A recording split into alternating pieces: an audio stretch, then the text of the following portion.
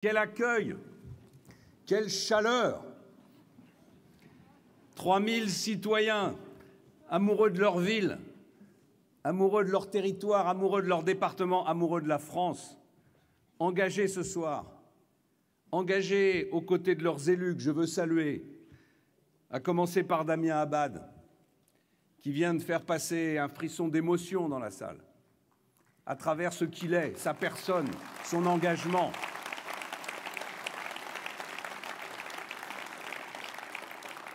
Je veux saluer Michel Voisin, Charles de la Verpillière, Xavier Breton, Stéphanie Pernaut-Baudon, Sylvie Gouachavant, Patrick Chaise.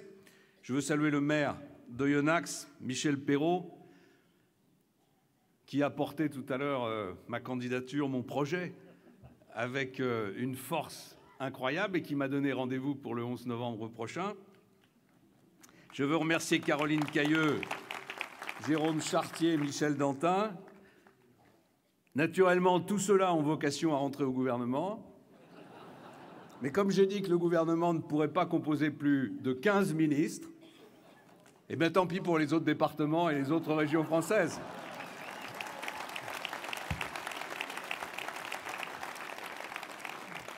C'est vraiment un plaisir de me retrouver parmi vous. Et puisque c'est encore l'heure des vœux, je veux souhaiter à chacune et à chacun d'entre vous une très bonne, une excellente année 2017. Soyez heureux, prenez soin de vous, prenez soin de ceux que vous aimez, soyez passionnés, ne renoncez à rien, ne renoncez pas à vos rêves. Et puisque vous avez la France au cœur, engagez-vous. Engagez-vous pour elle, mobilisez-vous pour elle. Parce qu'elle va en avoir besoin. Elle va avoir besoin de votre audace et elle va avoir besoin de votre courage. Il y a quelques jours, j'entendais le président de la République, François Hollande, nous dire, avec le ton martial qu'on lui connaît, qu'il n'y avait pas de France sans État. Ben, j'ai beaucoup de respect pour l'État, mais il faut d'abord dire qu'il n'y a pas de France sans Français. Et ce sont les Français qui font vivre notre pays. Ce sont eux, ce sont les travailleurs, ce sont les entrepreneurs, les agriculteurs, les ingénieurs, les chercheurs et toutes les autres professions qui font que notre pays est encore, malgré tous ces handicaps, la 5e puissance du monde. Ce sont nos militaires qui donnent leur vie pour nous, pour défendre notre liberté et la liberté de l'Europe. Ce sont nos policiers, ce sont nos gendarmes qui assurent notre sécurité, qui nous défendent et qui, eux aussi, engagent leur existence même. Alors avant de parler de l'État comme ça de façon abstraite, il faut parler des Français. Il faut parler de leur existence, avec ses coups durs et en même temps avec ses espoirs et ses réussites. Il faut entendre la colère des Français, comme je l'ai entendu depuis 3 ans, à l'égard d'un système qui les enferme. Au fond, beaucoup d'entre nous, beaucoup de nos concitoyens ont l'impression d'être enfermés dans leur vie. D'être enfermés dans leur vie par un État qui fait peser sur eux des contraintes, des contrôles, une bureaucratie, une fiscalité qui les empêche de s'exprimer, de réussir, de mener leur vie comme ils voudraient l'amener. Il faut entendre les Français qui souvent hurlent de colère leur volonté de protéger leur tradition, de protéger leur langue, de protéger leurs coutumes, leur art de vivre, de protéger simplement ce qui fait notre identité française. Il faut entendre la jeunesse qui ne sait pas si elle est condamnée au chômage ou bien si elle est condamnée à tenter sa chance à Londres, à New York ou à Barcelone. En réalité, on vous oublie. On oublie les Français. On parle des institutions, on parle des organisations, on parle de l'économie, on parle de la France, mais on oublie les Français. Et si je peux vous donner un conseil au début de cette année qui va être une année fondamentale pour notre pays, exigez qu'on vous respecte. Exigez de toutes vos forces le respect parce que vous êtes la France. C'est vous la France et personne d'autre.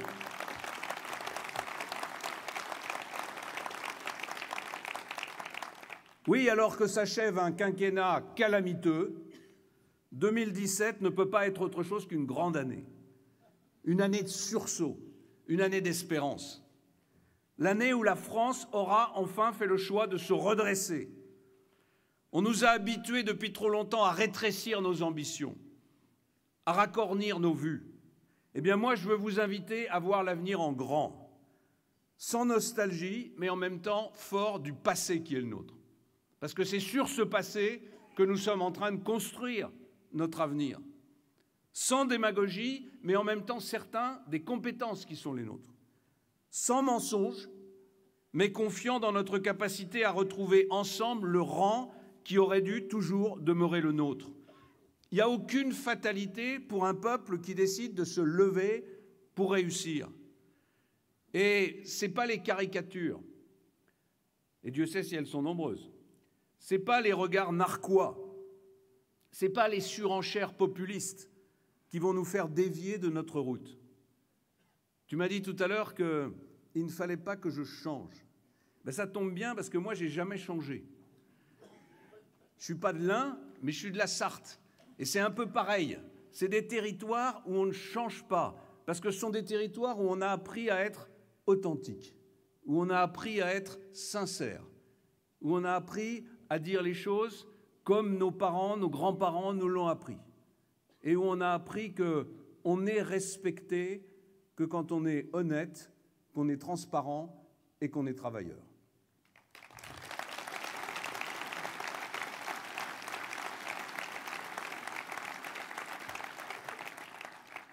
Bon, je sais que les poulets de la Bresse sont meilleurs que ceux de la Sarthe, mais enfin quand même.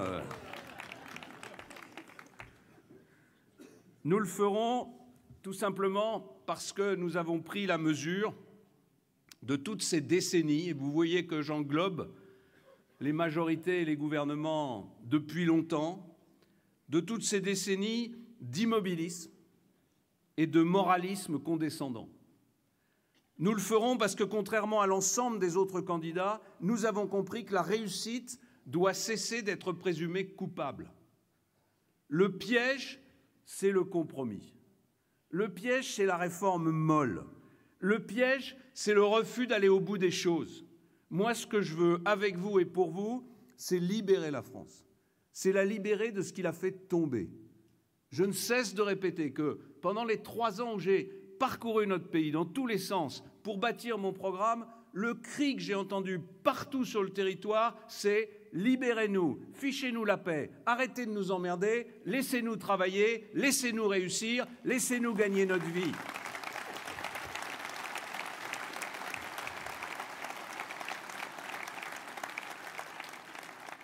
On vit dans un monde difficile. On vit dans un monde où il faut se défendre et où il va falloir encore plus se défendre demain.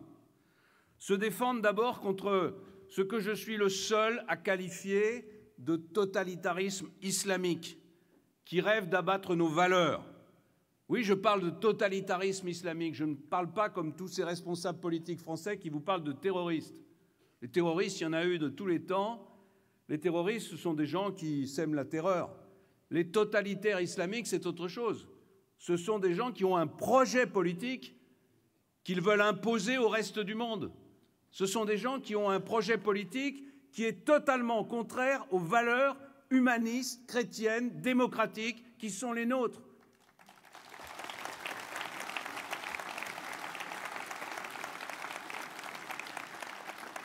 Se défendre aussi face à la pression des géants économiques, la Chine et les États-Unis. Personne, vous le savez, ne nous fera de cadeau. Pour ceux qui ne l'auraient pas encore compris, M. Trump ne fait pas dans la langue de bois et dans l'angélisme. Ce n'est pas la peine de s'en indigner, comme fait François Hollande. Ce n'est pas la peine non plus de trembler comme des feuilles devant la perspective de ce nouveau président américain. On le jugera sur ses actes, mais il y a une seule chose qui est claire, la France doit être forte si elle veut être respectée. Et pour être forte, il faut qu'elle travaille, il faut qu'elle ait de la croissance, il faut qu'elle ait des emplois, il faut qu'elle soit dirigée par des hommes et des femmes qui soient d'abord amoureux de leur pays et de son indépendance.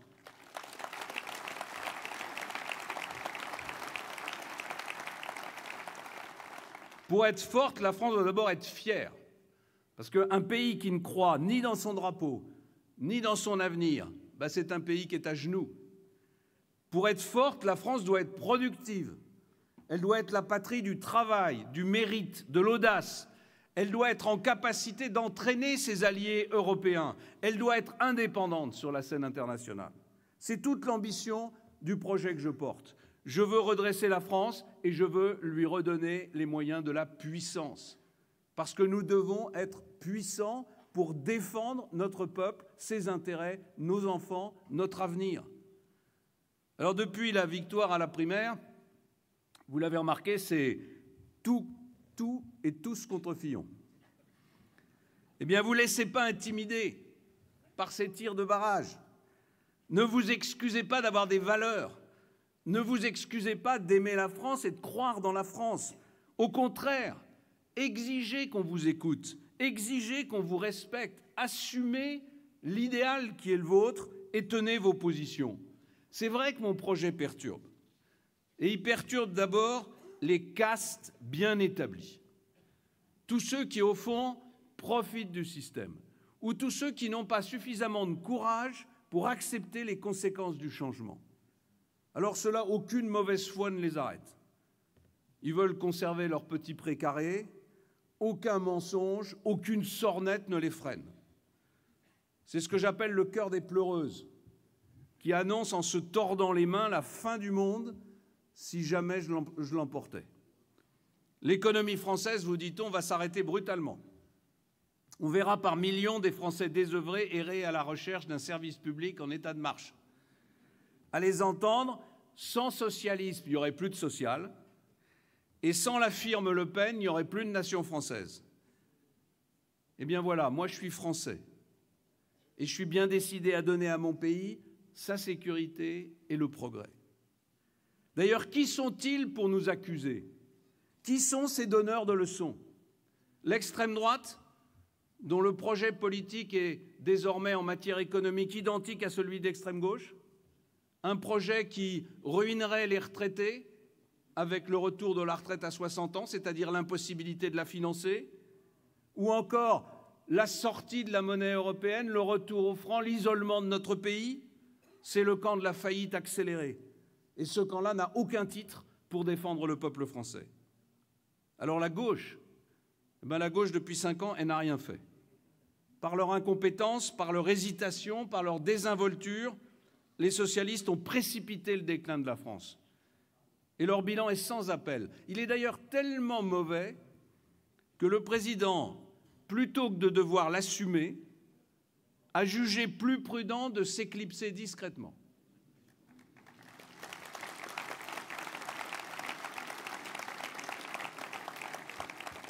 François Hollande sort de l'histoire par la porte de derrière. Pas de viva, pas de rappel, juste le silence d'une France indifférente, mais à cran. Mes adversaires m'accusent de menacer le modèle social français. Mais mes amis, le modèle social français, regardez-le. C'est maintenant que nous voyons son affaiblissement, avec un niveau de chômage comme on n'en a jamais connu. Et qu'on ne vienne pas m'expliquer que le chômage recule depuis 2 mois, parce que François Hollande a décidé de placer 500 000 chômeurs en stage de formation. Et on nous fait gober que parce qu'il y a 500 000 chômeurs en stage de formation, le chômage recule dans notre pays, avec une pauvreté et une précarité grandissantes, avec des déficits partout, avec des déserts médicaux, avec des soins de santé non remboursés. Ils ont voulu m'accuser de vouloir privatiser la sécurité sociale. Regardez aujourd'hui, allez vous faire rembourser une paire de lunettes. Allez chez le dentiste faire rembourser les soins dentaires. Est-ce que vous êtes satisfait? Est-ce que vous êtes satisfait des heures d'attente aux urgences? Est-ce que vous êtes satisfait d'un hôpital qui est débordé par une épidémie de grippe, par des structures d'hébergement qui sont saturées par le retour du froid? Non, ce qui est brutal, ce n'est pas mon projet. Ce qui est brutal, c'est l'échec de la gauche. Ce qui est brutal, c'est le désespoir des chômeurs. C'est celui des exclus, des classes moyennes. Ce qui est brutal, c'est le désespoir de celui qui travaille 70 heures par semaine, qui n'arrive pas à se payer un SMIC à la fin du mois et qui voit qu'il y en a qui travaillent 32 heures et qui ne sont même pas d'accord pour passer à 35.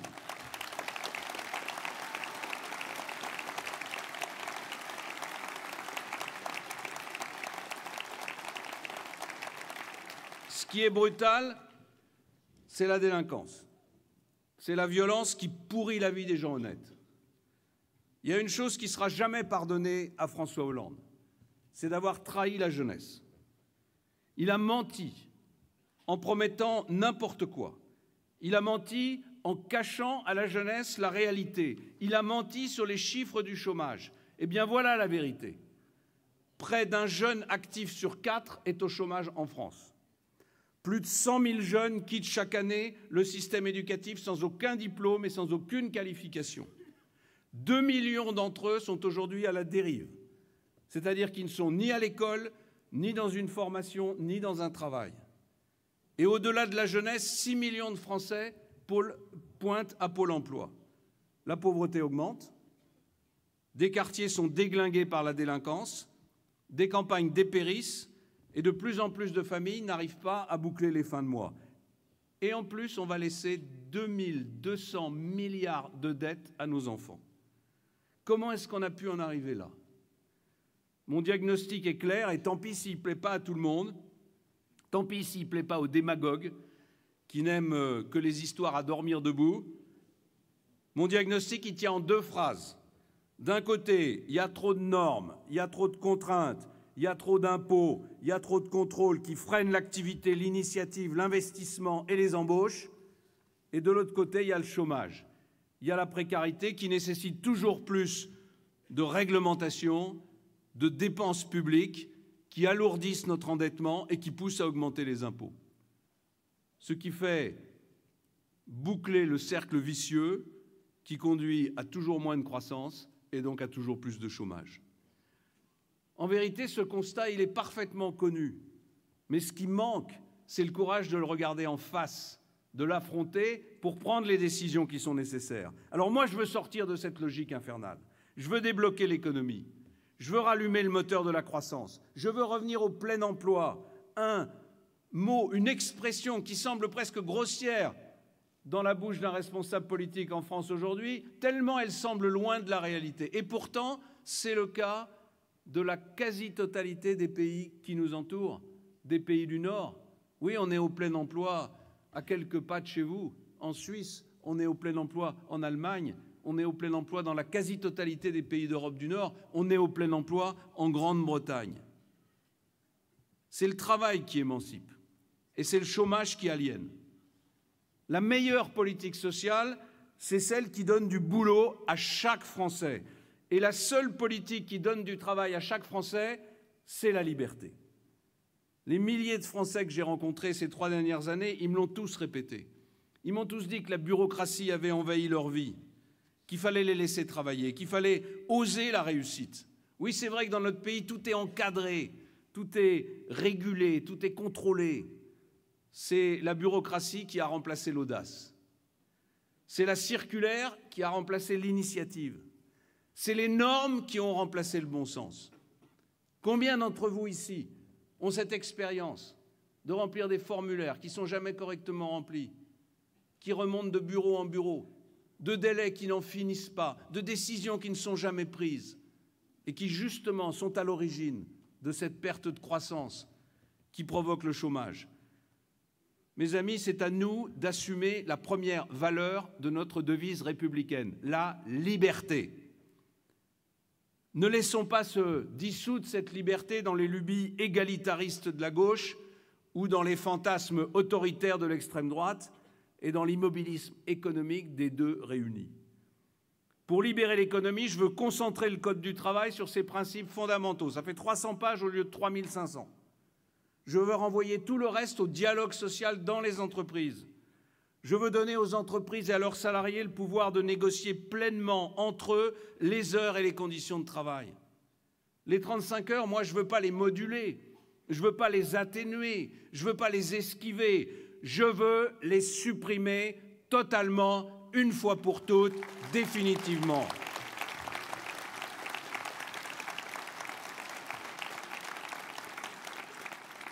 Et moi, je fais le pari de la vraie négociation sociale. Dans les entreprises, là où les entrepreneurs et les salariés savent de quoi ils parlent, sans intermédiaire, parce qu'ils parlent de leur vie, parce qu'ils parlent de leur pouvoir d'achat, parce qu'ils parlent du carnet de commandes dont tout dépend dans l'entreprise. Je renforcerai le statut des artisans. J'aiderai ceux qui créent leurs entreprises. Et je créerai le statut de travailleur indépendant pour redonner à ceux qui veulent entreprendre le pouvoir de le faire. Nous allons changer de société. Nous allons vers une société où il y aura de plus en plus de Français qui se mettront à leur compte, qui réaliseront eux-mêmes des prestations pour le compte des entreprises, pour le compte du reste de la société française. Il faut leur donner un statut. Il faut qu'ils payent des impôts, il faut qu'ils payent des charges, comme tout le monde, comme les artisans, comme les commerçants. Mais il faut aussi qu'ils puissent le faire, et qu'ils puissent le faire en toute liberté, parce que la révolution numérique va transformer en profondeur tous nos processus, tous nos métiers, toutes nos industries. La révolution numérique, ce n'est pas un truc lointain pour les États-Unis et la Silicon Valley. La révolution numérique, c'est ici, dans votre région qui est le cœur de la plasturgie française. Et chaque visite que j'ai faite d'entreprise aujourd'hui dans l'Ain a été l'occasion d'évoquer la révolution numérique. Cette révolution numérique et les emplois individuels qu'elle va permettre de créer, je les estime à au moins 1 million d'emplois nouveaux, à condition qu'on sache anticiper ces changements, qu'on sache former nos jeunes, qu'on sache adapter nos structures. Par la liberté, je veux donner aux investisseurs de France, aux Français qui ont du capital, qui veulent investir, qui ont des économies, je veux leur donner la liberté, le choix d'investir chez nous, ici, pour nous, pour nos emplois. Oui, je veux baisser massivement les charges et je veux alléger la fiscalité qui pèse sur l'investissement. François Hollande s'était fait un succès il y a 5 ans, presque jour pour jour, en disant « j'aime pas les riches ». Eh bien, très bien, on a taxé et surtaxé la réussite et désormais tous les Français sont devenus un peu plus pauvres. Moi, je suis un patriote. Et parce que je suis un patriote, je préfère supprimer l'ISF, même si je sais que ça n'est pas populaire, parce que j'en ai assez de voir l'économie française perdre des capitaux et tomber sous le coup du Qatar ou des fonds de pension américains. Je veux que ce soit des Français qui investissent dans l'économie française.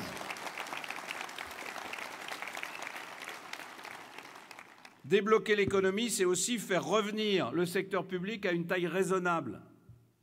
Je veux remettre de l'ordre dans les finances publiques. Je veux progressivement emmener les administrations aux 39 heures. Et je veux revenir à un nombre d'emplois publics qui soit équivalent à celui des principaux emplois des pays développés. Nous avons aujourd'hui près de 6 millions d'agents publics.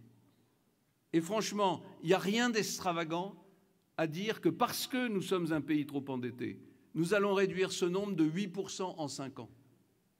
Un peu plus de 1,5% par an. Oui, je préfère un État fort, avec des agents publics mieux organisés, avec des agents publics mieux rémunérés, avec des agents publics fiers de leur mission, avec des matériels modernes, avec des plans de carrière plus motivants, plutôt que cet État suradministré qui croule sous les déficits et qui impose aux Français une bureaucratie qui les empêche de réussir.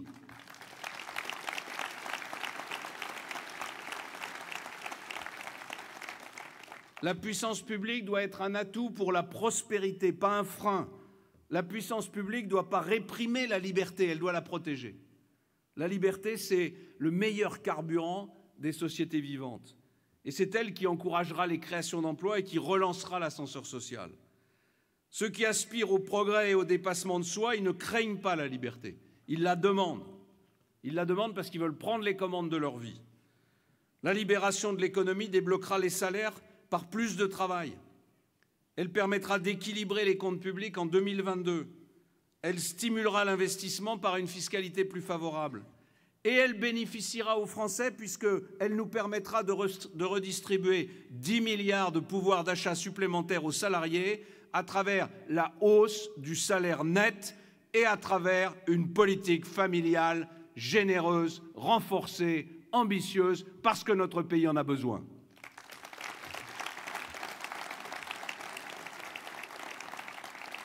Cette libération de l'économie et du marché de l'emploi, je veux la mettre au service de notre jeunesse. Dans le monde qui se dessine, la principale matière première, c'est le savoir. Ce sont les qualifications, ce sont les compétences et la formation. Je veux refonder notre école.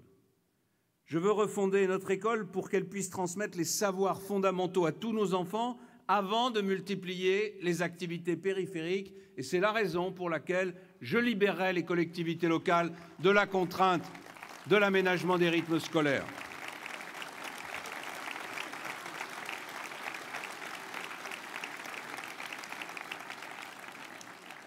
Bon, le premier des fondamentaux de l'école, c'est d'apprendre le français.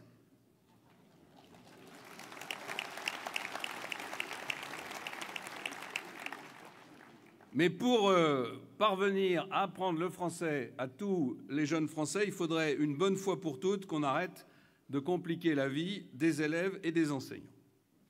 La dernière trouvaille de l'Éducation nationale s'appelle le prédicat. Ce n'est pas une prédication, ce n'est pas une prédiction, vous avez bien entendu, c'est le prédicat. Qu'est-ce que c'est que le prédicat, me direz-vous? Bon, c'est là que ça se complique. Pendant des dizaines d'années, des élèves qui avaient le niveau du certificat d'études avaient appris des choses assez simples. Le verbe, le complément d'objet direct, le complément d'objet indirect. Mais maintenant, des pédagogistes savants ont décidé que c'était trop compliqué et qu'ils savaient mieux que les instituteurs comment on doit enseigner la grammaire aux Français. Ils ont donc créé un fourre-tout qu'ils appellent le prédicat. Et désormais, interdiction de parler d'un complément d'objet direct avant l'entrée au collège. Sauf qu'avec le prédicat, vous n'apprendrez jamais aux enfants à accorder un participe passé. Ce prédicat, c'est un nouveau symbole de la dérive de l'enseignement qui, depuis des années, s'éloigne du bon sens et de la vie réelle. Parce que la grammaire, c'est le moyen de bien s'entendre, de se comprendre. Ce qui exclut, ce n'est pas la grammaire, c'est le jargon. Alors, de grâce, revenons à des choses simples. Et mes amis, libérons l'école de ces pédagogistes prétentieux qui n'ont jamais mis les pieds dans une classe préparatoire.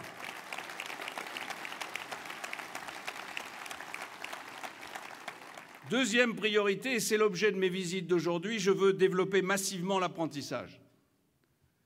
Plus du quart des jeunes Français actifs sont au chômage, contre 8% des jeunes Allemands. Or, nous avons 4 fois moins d'apprentis en France qu'en Allemagne. Là-bas, 55% des élèves d'une classe d'âge vont en apprentissage et beaucoup de patrons allemands sont d'anciens apprentis. En Allemagne, au Royaume-Uni, en Suisse, où le chômage des jeunes est moins élevé, l'apprentissage est résolument tourné vers les entreprises qui sont directement impliquées dans la définition des formations. Chez nous, c'est tout le contraire. L'alternance stagne, alors que c'est elle diminue même, alors que c'est elle qui garantit l'employabilité du secondaire jusqu'à l'enseignement supérieur et quels que soient les métiers. Nous allons réagir. Moi, je veux que l'apprentissage devienne la voie de droit commun pour l'obtention d'un bac professionnel. Ce serait un changement majeur.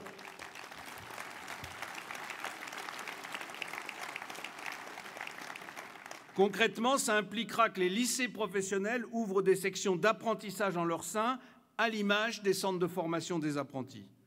Et si notre système fonctionne si mal, c'est notamment parce que tout le monde essaye de le gérer. L'État, l'éducation nationale, les collectivités locales, les branches professionnelles. Eh bien, je veux mettre de l'ordre dans ce labyrinthe. Je veux placer les lycées professionnels sous l'autorité des régions et des branches professionnelles et non plus de l'éducation nationale.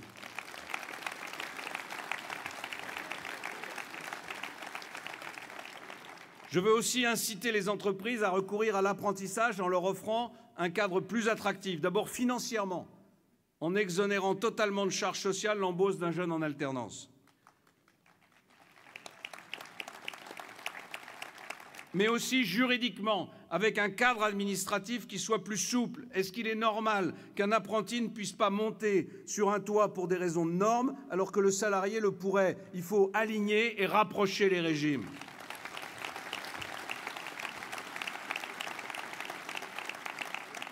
Et puis je veux revoir le rythme de l'alternance pour le rendre plus souple, plus compatible avec celui de l'entreprise. Bref, je veux que l'apprentissage devienne une véritable voie d'excellence. Et pour financer ce développement de l'apprentissage, je veux transférer une bonne partie des crédits qui vont aujourd'hui vers les contrats aidés qui place les jeunes dans des voies de garage sans issue professionnelle vers l'apprentissage. Je préfère qu'on dise à un jeune qui est en situation difficile qu'on va lui apprendre un métier plutôt qu'on lui donne un contrat de 2 ans dont on sait qu'au bout de ce contrat de 2 ans, il n'aura pas d'avenir.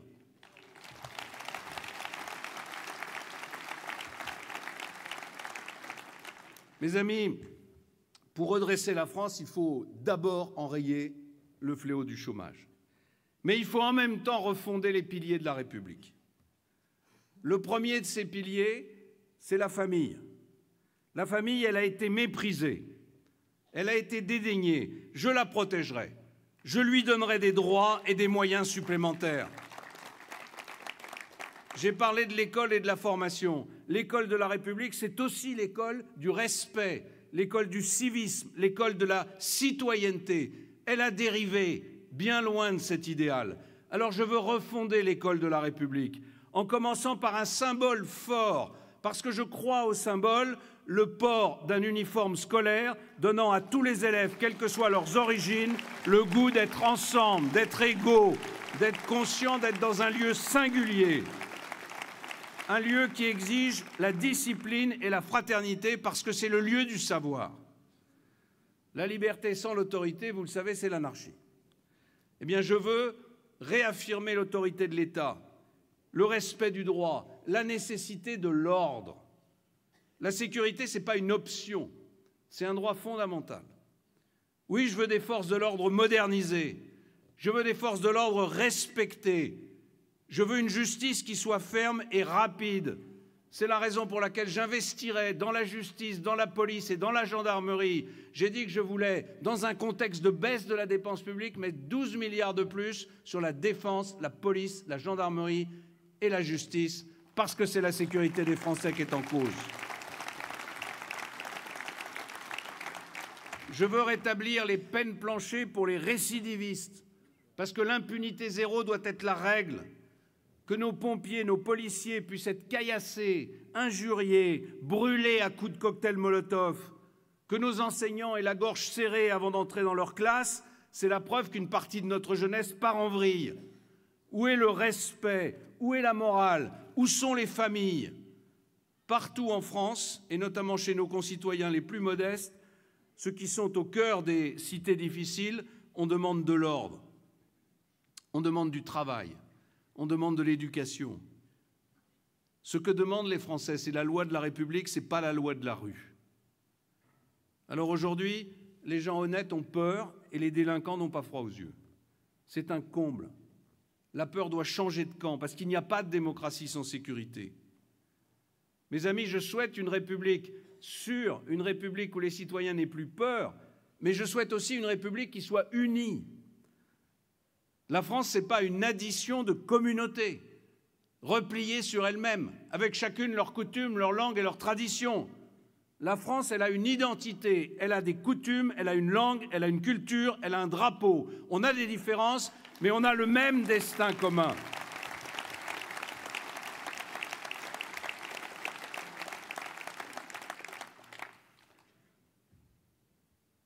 La liberté,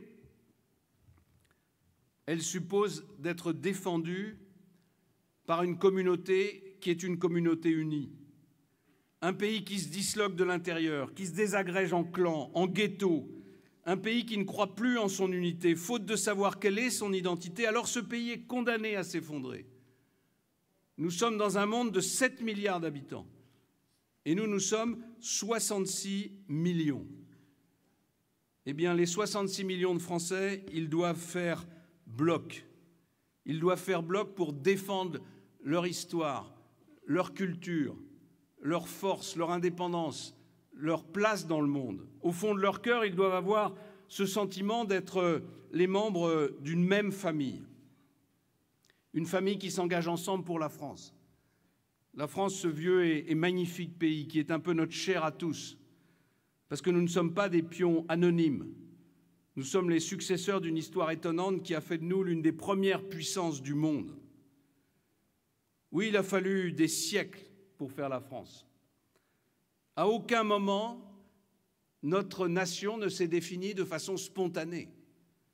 On a fédéré nos provinces, on a imposé une langue commune, on a défini et protégé des frontières, on a su marier nos influences latines, germaniques, atlantiques, méditerranéennes, d'outre-mer. Tout ceci, mes amis, pour dire que la France, ce n'est pas le fruit d'un hasard, c'est le fruit d'une volonté de rassembler. Rassembler les Français, ça va de soi, par-delà leurs origines sociales, par-delà leurs opinions. Mais aussi rassembler tous ceux qui, au cours des siècles, ont rejoint notre nation pour y travailler, pour y vivre, parfois pour la défendre au péril de leur vie. Il y a une magnifique formule que j'aime beaucoup, qui est la formule de la Légion étrangère. Français, non par le sang reçu, mais par le sang versé. La France a accueilli et assimilé des générations d'étrangers qui lui ont apporté son énergie. Notre pays avait besoin d'eux et il pouvait compter sur son économie pour subvenir à leurs besoins. Malheureusement, aujourd'hui, ça ne marche plus. Ça ne marche plus parce que notre situation économique ne nous permet pas d'accueillir autant de personnes extérieures sur notre territoire. Sur cette question de l'immigration, j'ai des convictions que je veux vous faire partager. D'abord, je regarde froidement les faits et je dénonce l'angélisme de ceux qui estiment qu'il n'y a pas de problème. À l'évidence, les capacités d'accueil de notre pays sont saturées.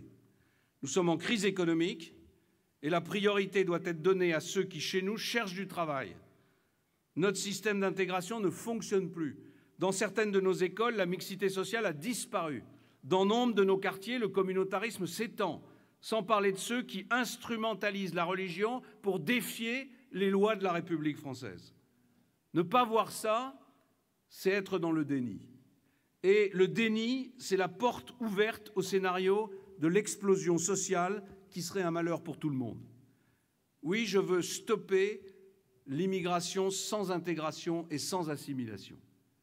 Parce que les étrangers ont d'abord des devoirs avant d'avoir des droits quand ils viennent sur notre territoire.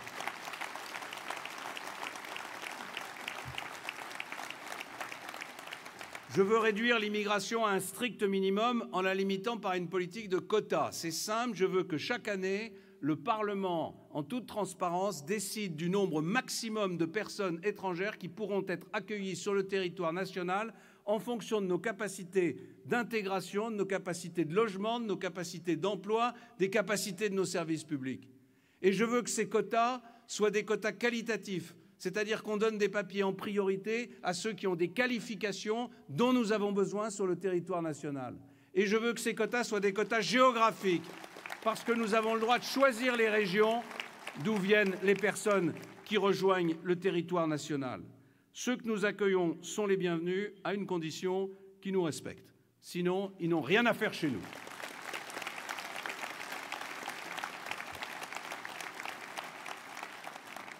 La France accepte les vrais réfugiés politiques. Mais la France, elle devra être inflexible avec les clandestins. Et c'est la raison pour laquelle je veux qu'ils soient systématiquement reconduits dans leur pays d'origine. Et quand ces pays d'origine ne sont pas suffisamment coopératifs, eh bien moi, je veux que l'aide au développement que nous apportons à ces pays soit conditionnée à leur coopération en matière de retour de leurs ressortissants sur leur territoire.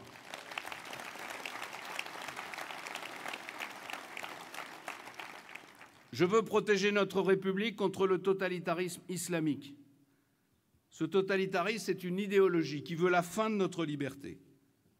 Nos concitoyens musulmans doivent être protégés de cette idéologie à laquelle ils sont très loin d'adhérer tous, mais qui les infiltre et qui les prend en otage. Alors oui, je veux un strict contrôle administratif du culte musulman tant que son ancrage dans la République ne sera pas pleinement achevé.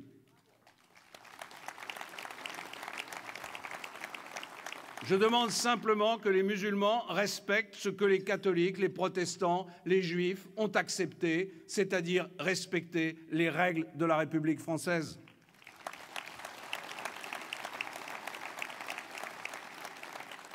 J'exige la dissolution immédiate de tous les mouvements qui se réclament du salafisme ou des frères musulmans, puisqu'ils combattent les valeurs qui sont les nôtres.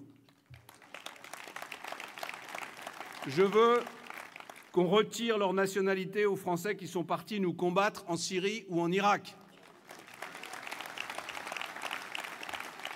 Et mes amis, cet exemple-là est significatif de notre impuissance. Il y a eu des débats pour savoir s'il fallait modifier la Constitution pour y introduire la déchéance de nationalité. Mais depuis des décennies et des décennies, le droit français permet aux tribunaux français de retirer la nationalité française à ceux qui tournent les armes contre notre pays. Ce n'est pas nouveau, c'est le Front populaire qui l'avait introduit dans la législation française. Mes amis, ce qui est en jeu avec le redressement économique de notre pays et sa nécessaire union autour des principes de la République, c'est notre souveraineté. Au fond, la France doit être souveraine, dans une Europe souveraine. Ça veut dire que notre pays doit pouvoir s'appuyer sur ses forces militaires. Je veux augmenter leurs moyens. Il doit pouvoir poursuivre une politique étrangère fondée sur l'intérêt des Français. Vous entendez souvent ces commentaires des commentateurs politiques, des responsables politiques qui parlent de la Russie, qui parlent des États-Unis, qui parlent des bonnes relations qu'on aurait avec les uns, des mauvaises relations qu'on aurait avec les autres, du respect de la démocratie par les uns, du respect de la démocratie pour les autres. Mais pour moi, il n'y a qu'un seul critère en matière de politique étrangère. Un seul. L'intérêt de la France. Il n'y a pas d'amitié en politique étrangère. On n'a pas d'amis. On parle avec les autres pays en fonction de notre intérêt national. Voilà la politique étrangère que je propose. Oui, la France doit redevenir la première puissance européenne. Et la France doit aider l'Europe à redevenir la première puissance mondiale. Je ne parle pas de l'Europe communautaire, avec ses normes byzantines pour fixer la taille des choux-fleurs.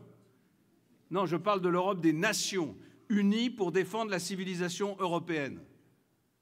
Avec M. Trump, le continent européen ne sera peut-être plus la priorité des Américains. Tant mieux, parce que ça va nous permettre de construire notre indépendance et notre souveraineté.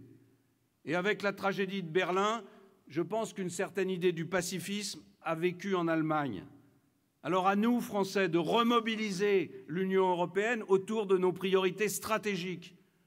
La défense, les frontières, le contrôle de l'immigration, la sécurité collective. On doit mettre nos forces en commun pour protéger l'Europe contre les nouvelles menaces. Et puis en matière d'innovation et de numérique, on doit aussi construire une souveraineté numérique européenne. Vous voyez bien qu'on est envahi par des entreprises remarquables, mais qui sont toutes américaines. De Google à Apple, en passant par Microsoft, l'ensemble de cette révolution numérique est entre les mains d'immenses entreprises américaines. Je n'ai rien contre elles, mais je voudrais qu'il y ait des entreprises européennes, qu'il y ait une vraie concurrence. On dit que je suis libéral, mais le libéralisme, c'est la compétition, c'est la concurrence, ce n'est pas le monopole.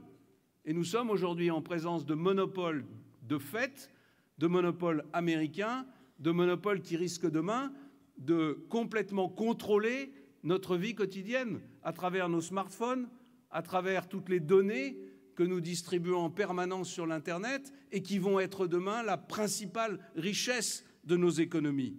Oui, les investissements européens dans les infrastructures et dans les métiers de demain doivent être massivement concentrés sur le numérique et sur les réseaux. L'Union européenne doit se doter de normes et de standards communs sans attendre que ceux des grands groupes américains s'imposent à nos entreprises. Et puis, il est indispensable de garantir l'autonomie stratégique de l'Europe dans des domaines clés comme les microprocesseurs, la nanoélectronique, l'électronique quantique, l'identité numérique, les télécoms. C'est d'ailleurs ce sujet, principalement, que j'irai évoquer lundi prochain avec la chancelière allemande. Parce que je pense que c'est à travers un accord puissant franco-allemand, un accord équilibré entre nos deux pays, qu'on pourra enclencher une dynamique européenne. Alors voilà, mes amis, il reste 3 mois. Il reste 3 mois pour redonner de l'espoir à la jeunesse française. Il reste 3 mois pour partager notre idéal. Il reste 3 mois pour balayer les frilosités, les conservatismes, le politiquement correct. Il reste 3 mois avant de tourner définitivement la page du déclin et du fatalisme. Il reste 3 mois pour aller comme je le fais ce soir, à la rencontre de chaque Français pour leur redonner le goût du progrès. Il reste 3 mois pour être à l'avant-garde de la révolution du bon sens. Ces 3 mois, ils vont peser lourd dans l'avenir de notre pays. Alors il faut les vivre intensément. Vivez-les avec détermination. Vivez-les avec la passion des femmes et des hommes libres. Venez avec moi pour ouvrir une nouvelle page de l'histoire de notre pays. Que notre volonté soit l'étincelle des autres volontés. Entrez dans cette aventure éternelle d'une nation qui toujours se redresse et qui s'élève. C'est l'aventure de la France, c'est l'aventure de notre France. Vive la République, vive la France!